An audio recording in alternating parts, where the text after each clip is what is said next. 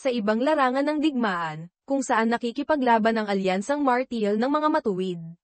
Dahil nalaman ang kahinaan ng Long Kui na ipinamana ng mga ninuno, tinipon ni punong leader Mo Yongkang ang mga natitirang buhay na mandirigma at sinindihan ang lahat ng kanilang mga palaso.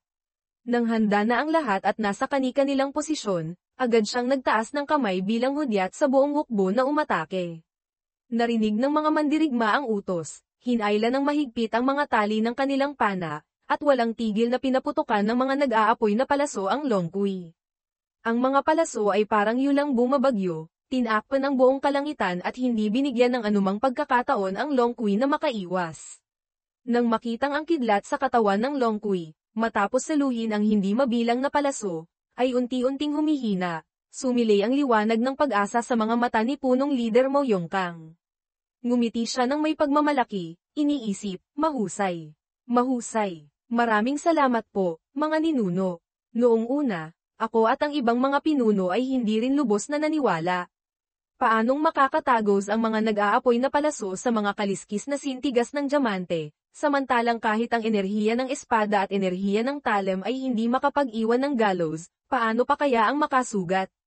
Ngunit nang masaksihan naming unti-unting humihina ang kidlat sa katawan ng Long Kui, gusto ko sanang magbigay ng malaking pasasalamat sa mga ninuno. Siyempre, para magawa iyon, higit sa kalahati ng bilang ng alyansang martial ng mga matuwid ang magiting na nagsakripisyo ng kanilang buhay, lumilikha ng pagkakataon para sa mga natitira. Halos 250 katao ang namatay dahil sa mga mahihinang kidlat na ganting sa lakay ng Long Kui.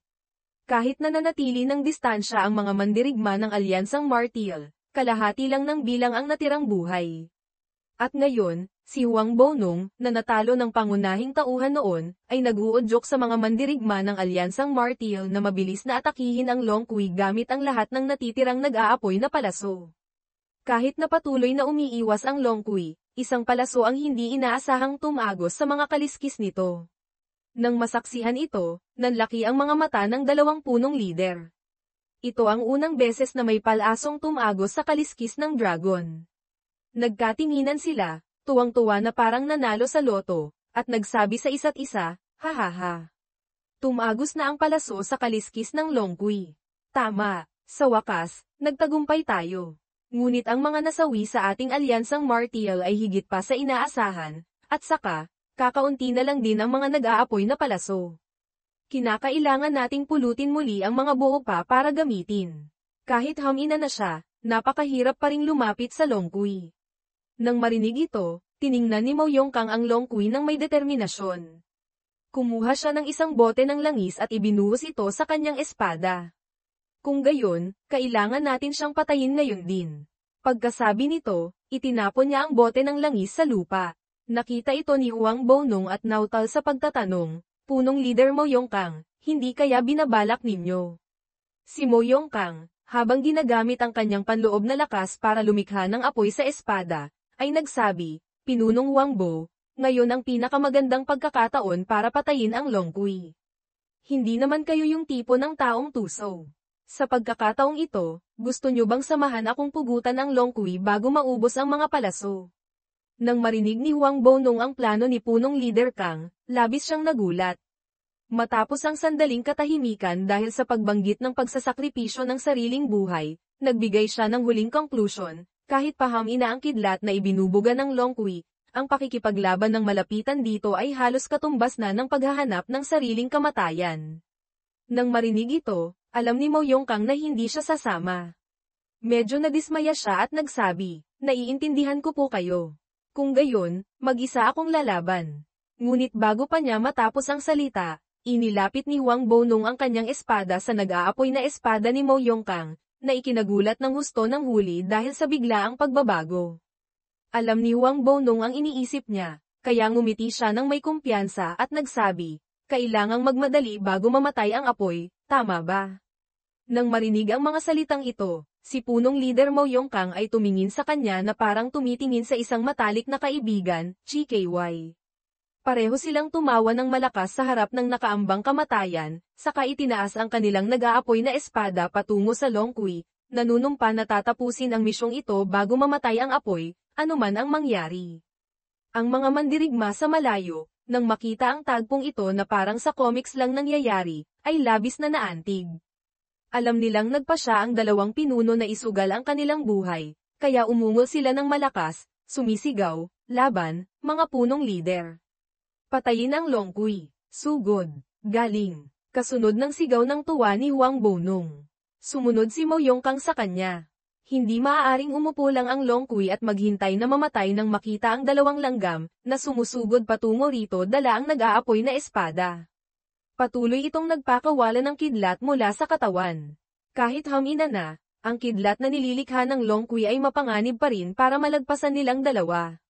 Nang makitang nahihirapan ang dalawang pinuno na makipaglaban ng malapitan sa Long Kui, ang pangalawang pinuno ng alyansa ay nagmadaling nagutos sa lahat na magpaputok ng mga palaso bilang suporta sa dalawang pinuno.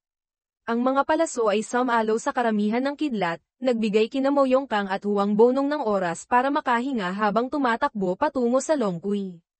Ilang palaso rin ang tumama sa ulo ng Long Kui, na lalong nagpagalit dito. Sumunod, biglang sumugod pababa sa lupa ang Long Kui. Akala ng dalawa ay tatakas ito, kaya mabilis nila itong hinabol. Ngunit laking gulat nila, biglang nagpakawala ang Long Kui ng umaatungal na dragon ng kidlat mula sa ilalim ng lupa, na nagpadurog sa mga bato sa paligid. Pareho silang napalutang sa ere. Nagngangalit ang mga ngipin ni Mo Yongkang, iniisip, buwisit. Inatake pa tayo mula sa ilalim ng lupa. Mas tuso pa sa isang matandang Zoro. Sa ibaba, ang Long Kui ay nakabuo na ng bola ng kidlat. Nagpakawala ito ng mapanirang kidlat patungo sa kanilang dalawa, habang sila'y nakatingin lamang, walang magawa para pigilan ang papalapit na atake. Sa sandaling iyon ng bingit ng kamatayan, isang lalaking nakasuot ng puting balahibo ang gumamit ng kanyang banal na sining ng yelo para lumikha ng isang pananggalang na yelo na hamarang sa kidlat. Tumama ang kidlat sa pananggalang at kumalat ito, ngunit walang sino mang tinamaan. Nakilala ni Mo Yongkang na ang taong ito ay kinatawan ng palasyo ng Yelong Hilaga at tuwang-tuwang nagsabi, "Maraming salamat po sa inyo." Bigla, ang ibang mga mandirigma mula sa palasyo ng Yelong Hilaga ay dumating para sumaklolo. Sinabi nila sa dalawang punong lider na sumulong at pugutan ang Long Kui, sila na ang pipigil dito. Nang marinig ito, parehong hinigpitan ng dalawa ang hawak sa kanilang mga espada. Ipinadala nila ang kanilang taus-pusong pasasalamat sa mga mandirigma ng palasyo ng Yelong Hilaga at sumugod patungo sa Long Kui dala ang kanilang mga espadang nag-aalab pa rin. Biglang lumipad paitaas mula sa lupa ang Long Kui. Nakita ito ng dalawa at sinamantala ang pagkakataon para lumundag at umatake. Sa harap ng matinding puwersang nagmumula sa Long Kui, ibinuhos ni Mo Yongkang at Huang Bonong ang lahat ng kanilang panloob na lakas sa espada, na lalo pang nagpatalas dito. Hindi rin nagpatalo ang Long Kui, ibinuka nito ang malaking bibig at nagpakawala ng umaatungal na dragon ng kidlat. Pagkatapos, nagbanggaan ang dalawang atake, lumilikha ng nakakasilaw na liwanag na nagpilit sa lahat ng mandirigmang naruroon na takpan ang kanilang mga mata, hindi nang ahas na tumingin ng diretsyo. At nang mawala ang liwanag, nakita nilang ang dalawang punong lider ay walang tigil na tumatagos sa mapanirang sinag ng liwanag na iyon. Nang makitang buhay pa ang kanilang mga biktima, dinagdagan pa ng Long Kui ang kuryente ng kidlat, na nagpamula sa kanilang balat at nagpakita ng senyales ng pagkasunog sa kanilang mga damit dahil sa matinding init mula sa pagpapalakas ng init sa espada. Maging ang kanilang mga laman loob ay nayanig hanggang sa sumuka sila ng sariwang dugo. Ngunit para sa kaligtasan ng daan-daang mandirigma ng alyansang Martial sa ibaba, kasama ang libu-libong inosenteng mamamayan ng Hilagang Dagat, nagtiimbagang sila at kinumbinsi ang kanilang mga sarili, magtiis pa ng kaunti. Kaunti pa, malapit na ang tagumpay. Lahat ng mandirigma ng alyansang Martial ay nagpigil ng hininga, hindi inialis ang tingin sa labanan sa pagitan ng dalawang pinuno at ng maalamat na Long Kui.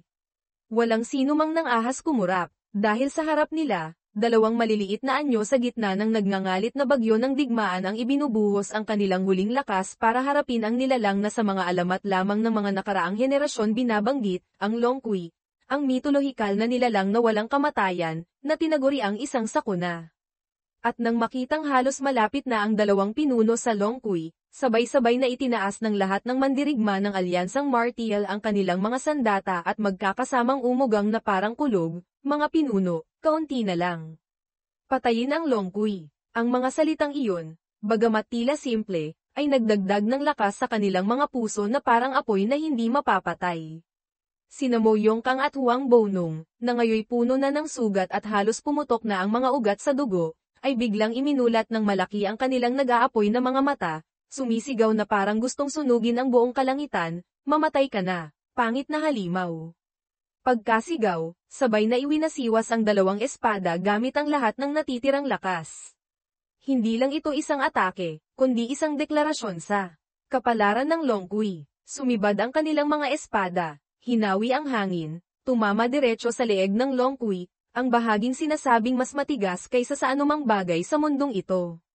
At saka, bang, bang, bang, isang pagsabog na yumanig sa langit at lupa, na parang kidlat na tumama sa tuktok ng bundok, umalingaw sa buong kalangitan. Tumagos ang espada sa matigas na kaliskis na iyon. Sa sandaling iyon, ang napakalaking leeg ng Long Kui ay naputol sa dalawa. Ang sariwang dugo ay hindi tumulo ng paunti-unti, kundi bumuhos na parang ulan, isang ulan ng dugo na parang mga paputok na pula na sumabog paitaas, tumilamsik sa buong larangan ng digmaan, at kinulayan ng pula ang takip silim. Yumanig ang buong lupain, huminto ang hangin, tumigil sa pag-awit ang mga ibon. Naramdaman ang unti-unting pagkawala ng ningges ng buhay. Ang itaas na bahagi ng katawan ng Long Kui ay walang tigil na umikot-ikot, ang dalawang mata nito'y namumula sa puot. Hindi ito makapapayag. Umungol ito sa huling pagkakataon, na tila naglalaman ng libong taon ng galit at sama ng loob. Ang tunog na iyon ay nagpatigil sa langit at lupa sa isang iglap, ang mga mata nito'y tila anumang oras ay maaaring pumikit na. Pagkatapos, ligtas na lumapag ang dalawa. Ang ulo ng Long Kui ay tuluyang bumagsak na parang isang gumuho na bundok, lumilikha ng mahaba at paliko-likong guhit ng dugo sa ibabaw ng nagkadurog-durog na bato. Lahat ng tao ay nakatutok sa bumagsak na ulo ng Long Kui. At nang tuluyang mawala ang liwanag sa mga asul nitong mata, isang maalamat na nilalang ang bumagsak sa gitna ng panahong ito. Ang matagal ng pinipigilang emosyon ay sumabog na parang bulkan. Tuwang-tuwa silang nagyakapan, nagsisigawan, itinapon pa ang kanilang mga sandata, nagdiriwang ng tagumpay na parang nanalo sa isang kampyonato. Wow! Tagumpay! Bumagsak na ang ulo niya. Nagtagumpay tayo. Napatay natin ang isang ulo ng Long Kui. Ang gagaling ng mga pinuno. Tunay ngang karapat-dapat na sila ang pinakamalakas sa ating alyansang martial. Maghanda ng pista. Patugtugin ang musika, mga kapatid. Nang marinig ang mga salitang iyon, ang mga sandali ng pakikipaglaban sa takot na mamatay sa digmaan at pagdududa kung mapapatay ba nila ang halimaw sa alamat ay sa wakas na suklian ng nararapat. Si Huang Bonong ay napaupo sa lupa. Tumingala siya sa langit at tumawa na parang nababaliw. Ha ha ha. Matapos malagay sa bingit ng kamatayan, napakaraming iniisip sa kanyang puso ngayon. Sa wakas, nagtagumpay tayo. Akala ko mabibigo ang planong ito, pero, epektibo nga talaga ang paraan ni sa kabilang banda, ganito rin ang iniisip ni Mo Yongkang. Sa sobrang tuwa ay nakalimutan na niya ang mga sugat sa katawan. Ngunit ang sandali ng kasiyahan ay hindi nagtagal. Bigla, mula sa langit ay bumagsak ang isang kakaibang pulang likido. Pagkatapos, hindi mabilang na katulad na likido ang damaloy pababa sa lahat ng dako. Labis na nagtaka si Mo Yongkang. Tumingala siya para tingnan kung ano iyon. Ngunit ang nakikita sa kanyang mga mata ngayon ay hindi ulan o anupaman, kundi ang napakalaking leeg ng Long Kui na kapapatay lang nila, nakatayo itong muli na parang isang Diyos. Ang masayang kapaligiran kanina ay agad na naging tahimik na parang sementeryo. Lahat ng mandirigma, nang makitang biglang nabuhay muli ang Long Kui, ay natakot ng husto, nanlaki ang mga mata at nabuka ang mga bibig. Isang taong medyo nakabawi ng diwa ang itinuro ang harapan at nautal sa pagtatanong, Hoy! Huwag mong sabihin iyan yung isa sa mga ulo ng Long Kui na kapapatay lang natin. Samantala, si Huang Bonong ay nakaupo pa rin sa harapan, bumubulong na parang nasa panaginip pa rin ng tagumpay. Nagawa natin. Hindi niya namamalayan na papalapit na sa kanya ang kamatayan. Nang makitang bumubulong pa rin siya at nagpapakasaya sa sarili, si Mo Yongkang, na walang kulay ang mukha, ay tumakbo palapit. Pinunong Huang Bo, umalis ka dyan. Ngunit huli na ang lahat. Nakabuo na ng kidlat ang Long Kui. Isang kidlat na mas mabilis kaysa sa anupaman ang tumagos sa katawan ni Huang Bonong, sa gitna ng kanyang pagkabigla. Ang taong nakaupo sa lupa na parang estatwa ay nagwakas ang buhay bilang isang magiting at makatarungang bayani. Ang mga mata ni Mo Yongkang ay tila gustong mabasag. Umungol siya sa matinding kalungkutan dahil sa pagkamatay ng kasamang nakipagsapalaran sa buhay at kamatayan. Hindi, pinunong Huang Bo. Paglipat ng tagpo, kanluran ng palasyo ng Yelong Hilaga, matapos malaman na kaya niyang sipsipin ang kidlat ng Longqi, ang pangunahing tauhan, Chon Yo-won, ay hindi nag-atubiling baliw na atakihin ang Longqi at hayaan itong saktan siya para malaman ang hangganan ng kanyang katawan.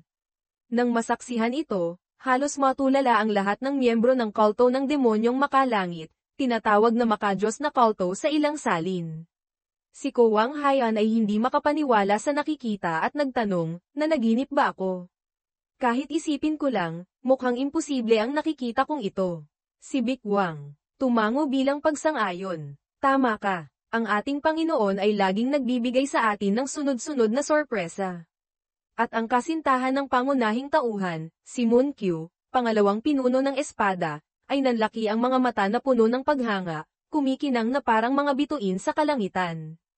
Panginoon, ganyan ka panganib ang kidlat pero kaya mo pa ring sipsipin. Napakagaling mo talaga, hanggang sukdulen. Matapos ang ilang sandaling pagsipsip ng kidlat na nilikha ng Longqi, nagpakita ang sistema ng nano, pagsipsip ng datos ng kidlat, kumpleto na. Enerhiya, tumaas ng 50%. Ang maitim na apoy ay nag-evolve sa estadong kidlat apoy ng demonyong espada. Nang marinig ito ng pangunahing tauhan, ikinuyom niya ang kanyang kamao. Ang maitim na apoy na may halong kidlat ay sumiklab. Ang mga kidlat ay nagsasalabad na parang mga ahas na kuryente na pumulupot sa katawan. Ang Longqi, na inakalang siyang huling kalaban, ay umaatungal ngayon sa kawalan ng magawa, na parang nakikitang inuubos ng isang estudyante sa mababang baitang ang pagkain niya sa gitna ng paaralan. Ngunit malamig lang na itinuro ng pangunahing tauhan ang ibaba, bumulwak ang panloob na lakas, isinara ang bibig ng Longqi, pinatigil ito sa pag-ingay. Nang makitang nakatingin pa rin sa kanya ang Longqi ng may pamatay na tingin, ngumiti ang pangunahing tauhan ng may pagmamalaki at nagtanong, "Yumangal ka pa, bulate. Ipagmalaki mo pa ang lakas mo. Kanina ang tindi mo kung makapalo kay tatay, bakit hindi ka na yumangal ngayon?" Pagkasabi nito, marahas niyang piniga ang bibig ng Longqi. Tumagos ang matatalas ng ngipin sa balat, tumilamsik ang sariwang dugo. Sumunod, kinontrol niya ang isang espada at itinuro ito patungo sa Longqi. Nano, I lock ang target. Opo, may-ari. Sandali lang po, kasalukuyang tinitipon ng enerhiya. Gumamit ng 200% ng enerhiya. Nang marinig ito, na parang isang Diyos, nagdeklara ang pangunahing tauhan, patayin mo siya para sa akin. Pagkasabi nito, ang espadang nababalutan ng mapanirang lakas na nilikha ng nano ay sumugod diretso sa Longqi. Gustuhin mang umiwas ng Longqi, hindi nito magawa. Sa harap ng ganap na kapangyarihan, ang ulo nito ay naduraj na parang pira-piraso, tumalsik ang sariwang dugo na parang ulan, napyunit ang laman, at gumulong ang mata ng dragon saka bumagsak sa lupa na parang hinog na durian. Nang masaksihan ang tagpong ito, natulala ang buong larangan ng digmaan sa isang segundo. Ang mga mandirigma ng kulto ng demonyong makalangit ay sabay-sabay na nagsigawan, "Wah! Wah!" Natalo ng Panginoon ang Longqi. Mabuhay ang kulto ng demonyong makalangit. Mabuhay! Mabuhay! Walang sinabi ang pangunahing tauhan. Malamig siyang lumapag sa lupa na parang isang hari.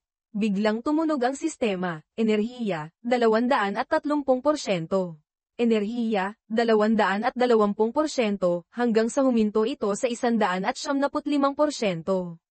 Naisip ng pangunahing tauhan, dahil lumagpas sa normal na antas ang aking anchi, mas mabilis itong nauubos kaysa karaniwan. Mukhang dahil sa sobrang pagkonsumo ng anchi, napagod ang katawan ko.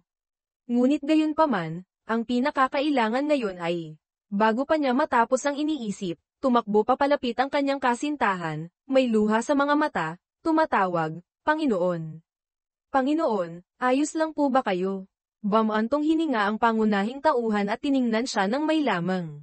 "Talaga naman, hindi mo kailangang mag-alala ng ganito para sa akin. Maliit na bagay lang yun.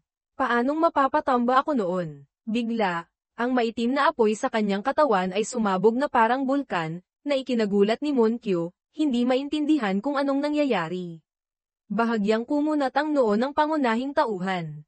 Tiningnan niya ang kanyang mga kamay at nagtaka kung bakit biglang sumabog ang maitim na apoy.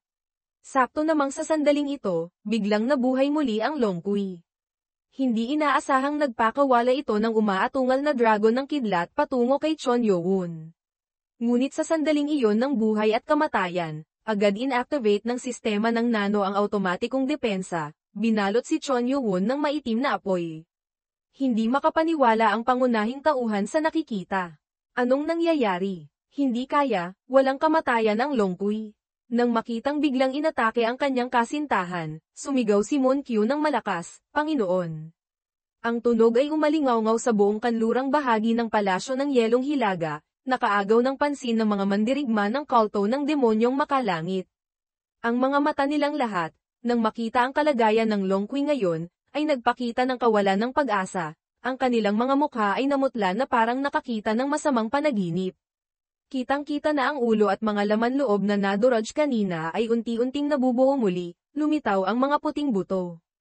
Ang mga patak ng dugo na tila tumatagas mula sa katawan ay nagsisimulang muling mabuo sa isang napakapangit at nakakakilabot na paraan.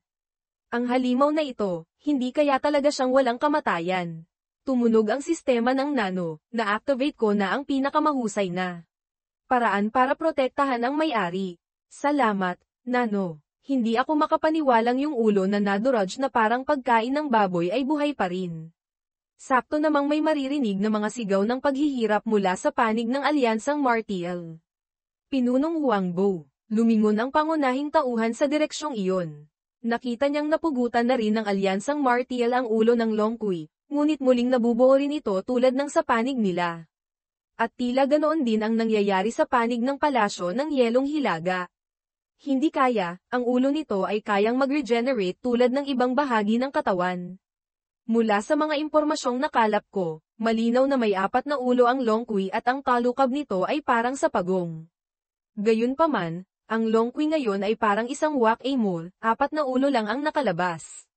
Kung narito lahat ang 4 na ulo, tiyak na patay tayo. Teka, ngayon ko lang napansin, nasaan yung isa pa niyang ulo?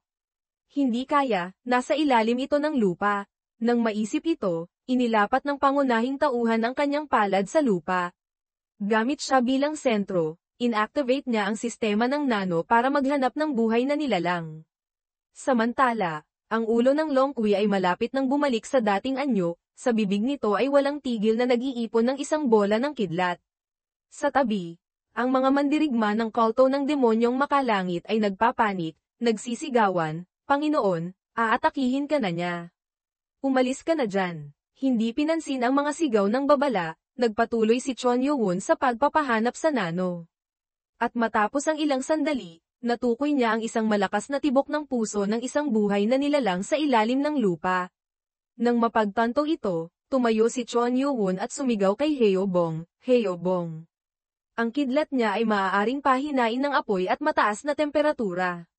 Mag-focus ka at protektahan ang mga miyembro ng kulto. Ha, proteksyon. Naiintindihan ko po. Medyo naguguluhan sa mabigat na tungkuling iniatang, sumagot si Heobong. Sa lahat ng mandirigma ng kulto ng demonyong makalangit dito, si Heobong lang ang may kakayahang gumamit ng enerhiyang apoy mula sa maapoy na kilin, ang kanyang kakayahang kontrolin ang apoy ay pangalawa lamang sa dakilang nakatatanda at kay Chon Yo-won. Hindi nag-aksaya ng kahit isang sandali, agad na sumibad ng buong bilis ang pangunahing tauhan patungo sa lokasyon ng tibok ng puso, hindi pinansin kung anong gagawin ng Longqui. Dahil naramdaman niya ang tibok ng puso sa pinakamalalim na bahagi ng lupa, isang napakalakas at nakakatakot na enerhiya ng dugo, marahas at masama. Ito ang tunay na katawan ng Longqui, isang ulo ng dragon na may buong katawang pula. At doon din nakatago ang huling ulo ng Longqui. Mukha itong tuwang-tuwa na parang naglalaro lang sa amin. Kung hindi ito mapapatay, ang ibang mga ulo ay patuloy na mabubuo muli, parang ahas na tumutubo ang ulo. Ang pagputol ay pag-aaksaya lang ng oras at lakas. Kaya nagpasya si Yo-won na kailangan niyang wasakin ang tunay na katawan nito, anuman ang mangyari. At ganoon nga, nagpatuloy sa paglipad ang pangunahing tauhan patungo sa sentro ng palasyo ng Yelong Hilaga, mas partikular, sa lokasyon kung saan sinira ni Dan Juchon at dakilang nakatatandang Somang Wol noon at tumakas palabas. Sa ilalim ng mga guho na iyon, tiyak na nandoon ang tunay na katawan ng Long Kui, nakangiti at naghihintay na mapagod ang kanyang mga biktima. Yeah.